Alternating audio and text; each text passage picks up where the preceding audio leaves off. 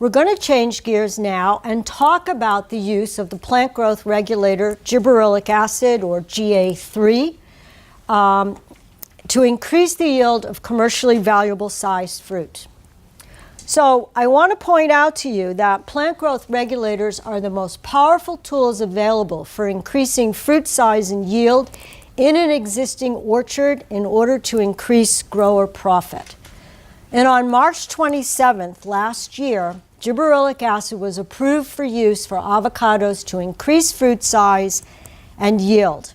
So almost after a decade of work by my lab, with the very important help of Tim Spann and Ken Melvin at the California Avocado Commission, and also I want to give credit to Rob Fritz of Valent Biosciences, we actually then got the registration of GA3 that you can use. This is the first plant growth regulator you can use on bearing trees to increase fruit size and yield. So what was actually approved was a 24C special local needs label, and it is exclusive to ProGib LV+. This product is manufactured by Valent Biosciences Corporation and is the only GA3 that is registered for use on avocado to increase fruit size and yield.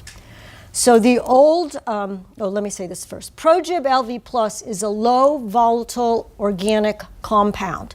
So it meets all the new rules and regulations for reducing the amount of organic carbon that we're putting into the atmosphere. So this means that the old ProGib and any generic GA3 products that are out there cannot be used. Okay, you can only use ProGib LV+. And that's okay because this product has several advantages over these old formulations.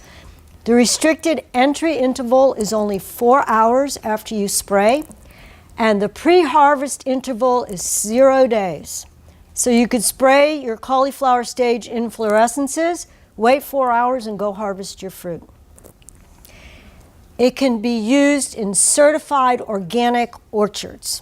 You know, most organic growers have a hard time finding any plant growth regulators that they can use. You can use ProGib LV+. So ProGib LV+ is applied as a foliar spray at the cauliflower stage of inflorescence development. So just like the boron on urea, you apply it when 50% of the trees in the block have 50% of their bloom at the cauliflower stage. That means 25% of the bloom will be at an earlier stage, closer to bud break, and 25% will be approaching full bloom, open flowers. If you're unable to make the application at this time, being slightly late, in other words, closer to full bloom, is better than being too early. There's no response putting it on in February. So basically between these stages is fine. That's perfect. Applications made at full bloom are typically not effective, and we've tested that. There's a small amount of benefit, but it's not worth your time and effort to put it on at full bloom. So again, we tested bud break, we tested the cauliflower stage of inflorescence development, we tested full bloom. Cauliflower stage gives the best response. So ProGib LV+ is applied like a pesticide spray, just like the boron or the urea. We want 200 to 250 gallons of water per acre is best, but we're not going to be able to use it. And we'll talk about that in a minute. You want good canopy coverage, especially getting it on the developing inflorescences. Do not spray to runoff. It's not necessary, and it's a waste of product. So for a ground application, it's 12.5 fluid ounces of ProGib LV+, which gives you 25 grams of active ingredient, but you can only use 100 gallons of water. Okay, that's the label rate, and we're going to talk about that in more detail in a minute. An aerial or a helicopter application is 12.5 fluid ounces of ProGib LV Plus, 25 grams active ingredients in 75 gallons of water. The maximum allowed is 25 grams active ingredient of GA3 per acre. Pay attention to this. Using less or using more is not effective, okay? And let me show you why. This is a classic plant growth regulator response curve. The efficacy of a plant growth regulator is for a very narrow range. In addition, different organs on the plant have different sensitivities to a plant growth regulator. So if we look here, we can see the optimal concentration to promote root growth. This concentration is too low to support the growth of axillary buds or the apical bud on a stem or a shoot. If we increase the concentration to a level that will support the growth of axillary buds, in other words, cause axillary buds to undergo bud break and start growing, that concentration inhibits root growth. And it's too low to cause the apical bud on a stem or a shoot to grow. When we get to a concentration that will actually stimulate the growth of the apical bud on a shoot, that concentration is inhibitory to the growth of axillary buds and inhibitory to root growth. So we have this very narrow range. If we're a little bit below it, we don't get growth. If we're a little bit above that concentration, we don't get growth. And if we exceed the label rate, we get a concentration that inhibits apical shoot growth, axillary bud growth, and roots. What do we have? We have an herbicide. Every plant growth regulator has the potential to be an herbicide. I hope I'm scaring you. Because I've heard, this may not be true, we won't accuse anybody, but I've heard that growers say, oh, if a little is good, more is better. Not with a plant growth regulator. You must follow the directions on the label. That rate that's on the label is specific for the purpose that you want to achieve and for the target organ that you're treating. If you go higher, you might do something very detrimental to another part of your tree, and you certainly won't achieve what you were trying to achieve. So follow the label rate. The final pH of the spray solution should be between 5.5 and 6.0. That's classic for almost anything you want to put on leaves. You can go to as low as 5.0. But for foliars, you want to be in this range. ProGib LV Plus itself, the molecule, is stable at a pH from 4 to 8.5. But you don't want to exceed a pH of 8.5. When GA3 is exposed to a pH greater than 8.5, it's degraded. So when you're adjusting the pH of your spray solution, do not exceed 8.5 in trying to get to the right pH. There should be a wetting agent. Any pure organosilicone surfactant is fine. In our research, we use 0.05% final concentration of Silwet L77, and we use 0.05% final concentration widespread max. But any similar product is fine. Now, in our research, we did use 25 grams active ingredient of GA3, but we used 200 and 250 gallons of water per acre. And that's because we wanted to get good canopy coverage. We adjusted the volume based on the size of the tree and the density of the canopy because we want to get good mixing and cover the trees and obviously the cauliflower stage inflorescences. However, and also we did not spray to runoff, so there's no need to do that. And we left a minimal amount of solution in the tank. Now, the label rate is 100 gallons of water per acre.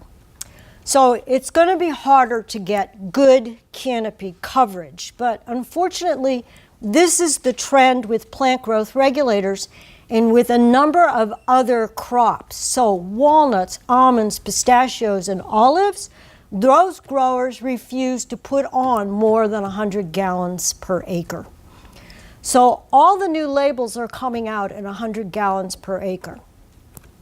Now, if you want to use more than 100 gallons per acre, you have to seek approval from the agricultural commissioner in your county on a case-by-case basis at this point.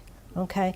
Tim Spann of the California Avocado Commission is trying to work with the agricultural commissioners to see if they'll kind of give a blanket approval. And we're hoping that if enough of you ask to increase the gallonage, that they'll get tired of being bugged by everybody and just go, all right, everybody can use 200 gallons and we can all move on very happily. But right now, if you want to use more than the 100 gallons, if you don't get approval, you're doing something illegal, okay? And I want to emphasize, this is a special local needs label. It's good for 3 years. At the end of the 3 years, we hope to have full registration. But if there's a lot of abuses of this product, like people using more or not getting approval to use more than 100 gallons, we don't want the ag commissioners to file something with the DPR so that we don't get the full label. So I ask for everybody's cooperation. Let's use it the way it's supposed to be used, and you'll get good results if you do that too. The aerial application of ProGib LV Plus is the 12.5 fluid ounces, which gives you 25 grams active ingredient and 75 gallons of water. And this gives the greatest efficacy. We tried different gallonages of water with the 25 grams, and 75 gallons is more than adequate, and it gives the best efficacy. And it's a gallonage that helicopter applicators are very comfortable with.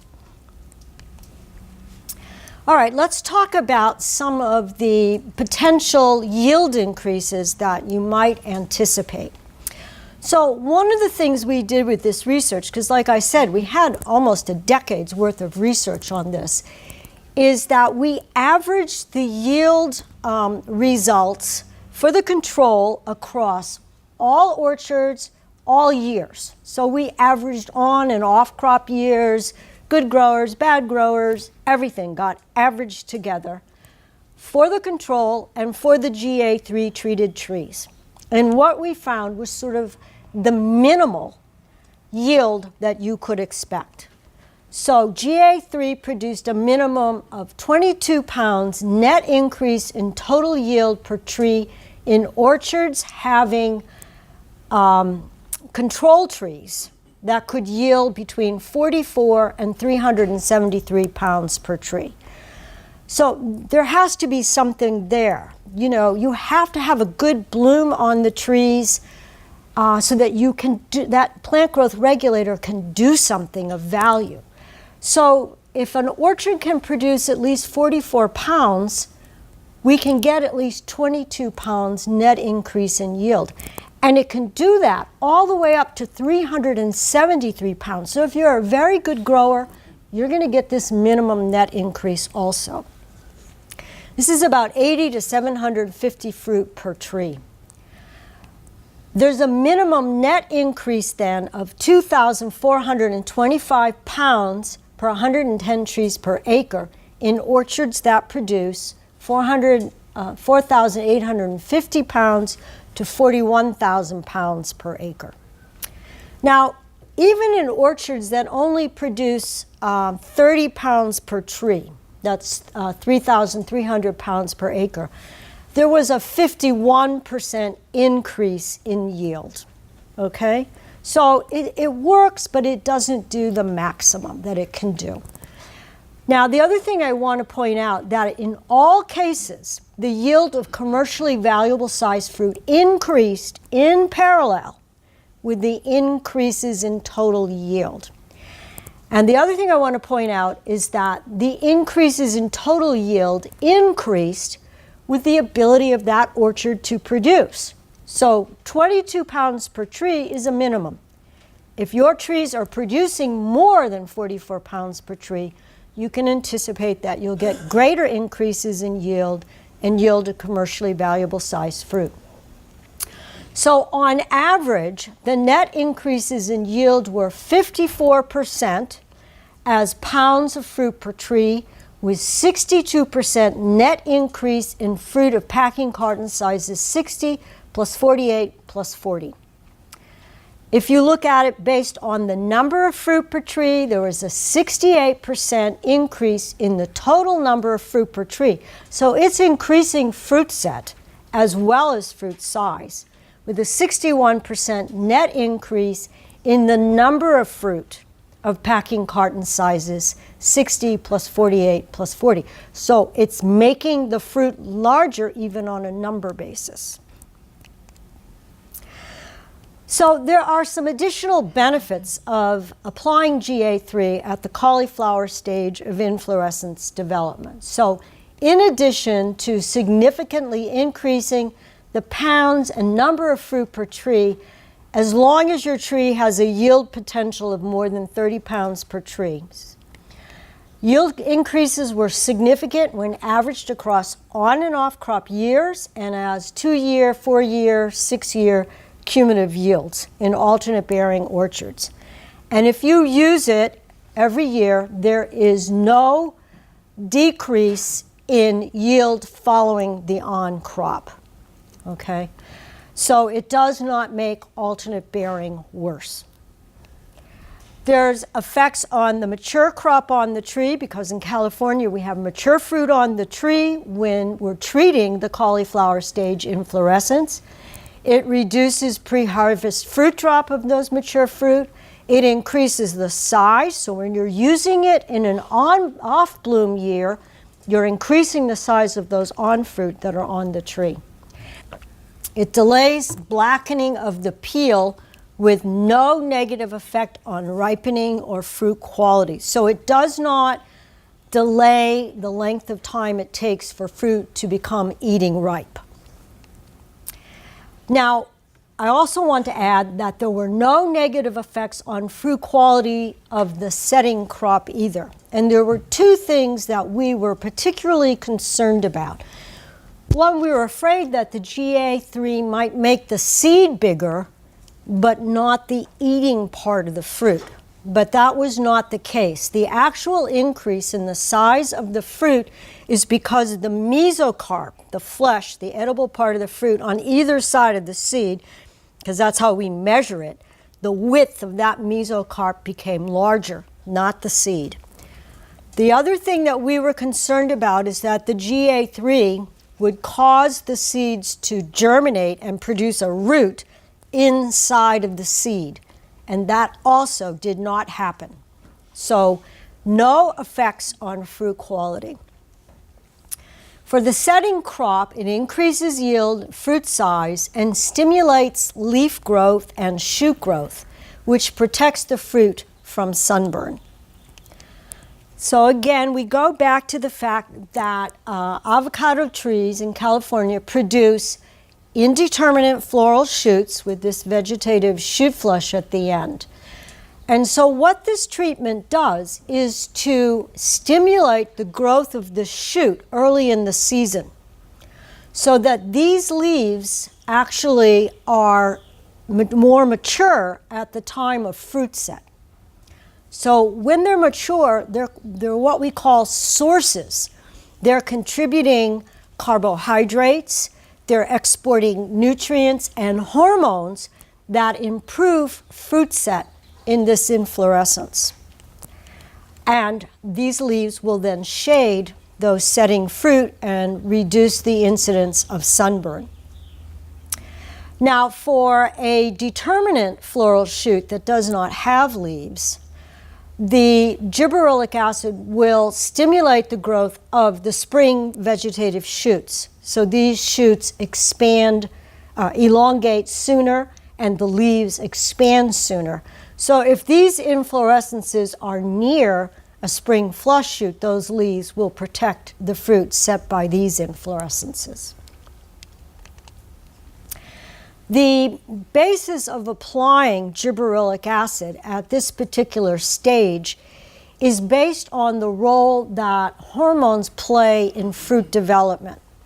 So one of the things that we know is that indole-3 acetic acid is necessary for the actual formation of the flower, and that gibberellic acid is very important in the development of the carpel, which is what develops into the fruit. It stimulates cell division and cell enlargement. Now we're going to talk in a minute about a cytokinin. Cytokinins are also necessary a little bit later in development for cell division and increasing the size of the fruit.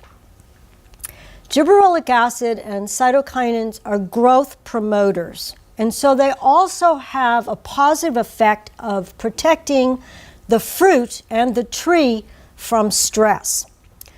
So in the summer, if you are not adequately irrigating your tree, you're going to get an increase in the synthesis of abscisic acid. This is a growth inhibitor, and it will be synthesized during this period of fruit growth. And what it does is it reduces fruit growth. It's a growth inhibitor. Gibberellic acid is an anti-ABA. It will help to overcome this negative effect of abscisic acid. The other thing that happens when your tree is under stress is that it will produce ethylene. And they're now beginning to realize that the increased synthesis of ethylene is more detrimental to productivity than abscisic acid. Ethylene causes senescence, that's aging, and it also causes fruit drop. So when it increases in concentration during important stages of fruit growth, it will increase fruit drop, and it will also slow the growth of the fruit. Cytokinins are the only anti-senescent plant growth regulator. They counter the effect of ethylene. Now, if the synthesis of these compounds is only during fruit maturation and ripening, that's perfect. So I want to talk to you about our efforts to register the use of 6-benzyladenine at full bloom to increase fruit size. This treatment actually shifts the size of the fruit up. So instead of the peak size being 48 with another percentage of 60s and 40s, this actually shifts the peak size up to 40. So you have 48s and you also have 36s. Some growers may not want their fruit to be this large. You might find this useful, though, in a heavy on-crop year to shift size. So we're trying to get it registered so you have another tool to help you manage fruit size on your trees.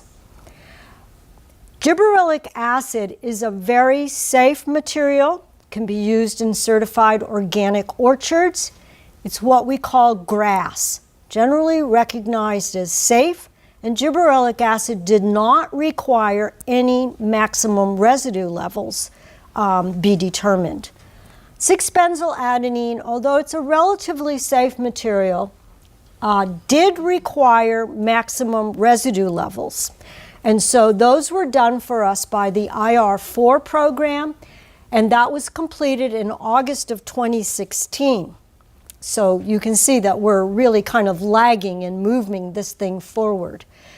The EPA finished its risk assessment or at least it was supposed to finish it by April of 2018, and it delayed it to September, and it really didn't finish it until December of 2018.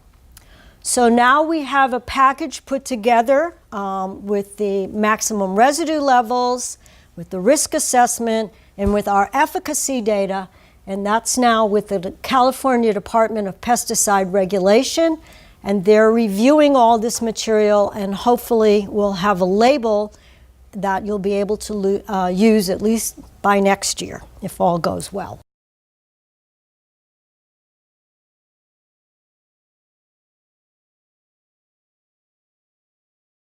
I know GA3 works. I know boron works. I know urea works. What I don't know is whether there's going to be a negative interaction between any of those and the very responsive, very sensitive stage of cauliflower inflorescence development.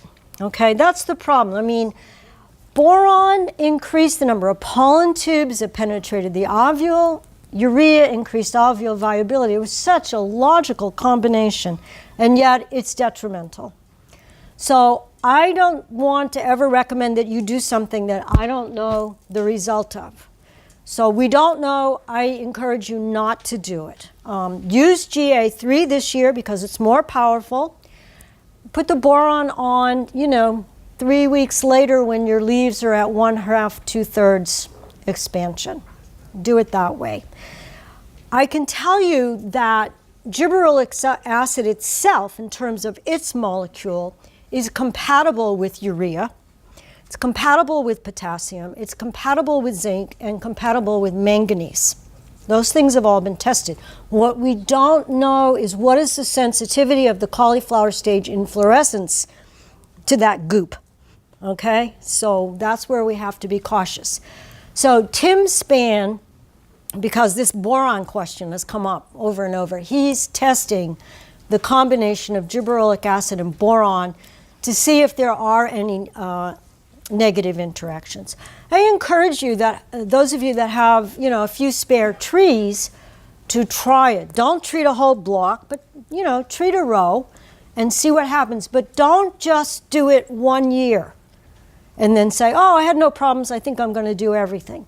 Don't do it. Do at least 3 years, because climate makes interactions with all this stuff too. This is a nice cool year, everything might be cool. But next year, if it's warmer, we might have a very bad result. So do it for multiple years before you decide for yourself that it's safe. That doesn't work as well as the cauliflower stage. Okay, we tried bud break and full bloom, and the cauliflower stage is the best. And basically, let me say something else about full bloom sprays. I don't like full bloom sprays, especially if you're doing sort of like a pesticide application, because you've got so much mixing. It's very easy to knock flowers off the tree. Okay, and so in a lot of our experiments, we do water sprays just to see what the spray is doing. So the amazing thing about foliars is that they overcome knocking off flowers to increase yield. But if you want to thin your crop, a water spray at full bloom, you can really reduce yield. So don't spray at full bloom. The 6-benzyladenine treatment, whatever the application process is knocking off, the 6-benzyladenine compensates for by increasing fruit size. But there's no increase in yield with the 6-benzyladenine. It's only an increase in fruit size. So it's probably being helped by the fact that it's knocking off some flowers. In the winter, when temperatures are cold, and cauliflower stage is a mixed bag. This year it's cool, some years it's warm. But generally, if it's cool, not going to be above 85 degrees, you want to apply in the warm part of the day so that we get good metabolic activity in the flower for take-up, okay? If it's going to be warm, greater than 95 degrees Fahrenheit during the day, then you want to apply early in the morning, or you want to apply after the major heat of the day, so more towards 5 o'clock in the evening. And one of the advantages of putting it on in the evening is usually it cools off, so there's more moisture in the air, so that re-moistens the spray so that there's greater uptake. You just don't want to get where it's very high, okay? And, you know, putting it on when it's 40 degrees, that's not good either. I would say you want to be closer to 60. Yeah, 55 is probably okay, but 60 is nicer. So if you're going to do a cauliflower spray with the boron, the urea, or the GA3, that's one application. If you're going to do a micronutrient spray to leaves at 1/2 to 2/3 fully expanded, you're only going to do one spray also. But you could do that in the spring, and then you could go back again and do it in the summer if you needed to, if you are so deficient. You can look in the literature. I know for citrus, I haven't seen it for avocado, but I know for citrus, they talk about mixing multiple micronutrients. And there are a lot of materials out there that you can put on multiple micronutrients and they're safe, okay? So there are products out there, you know, talk to your cooperative extension specialist or one of the providers of these products, because they'll know what's safe. You don't have to put on just one element. Okay, it's all in the label. You probably want to be suited and you want a respirator. Even though it's safe, you know, it's not good to be breathing a bunch of junk. I mean, even when you're spraying urea and boron, okay, it's a nutrient, but, you know, let's protect ourselves. Who knows? You know, maybe the research hasn't been done yet that says it's not safe.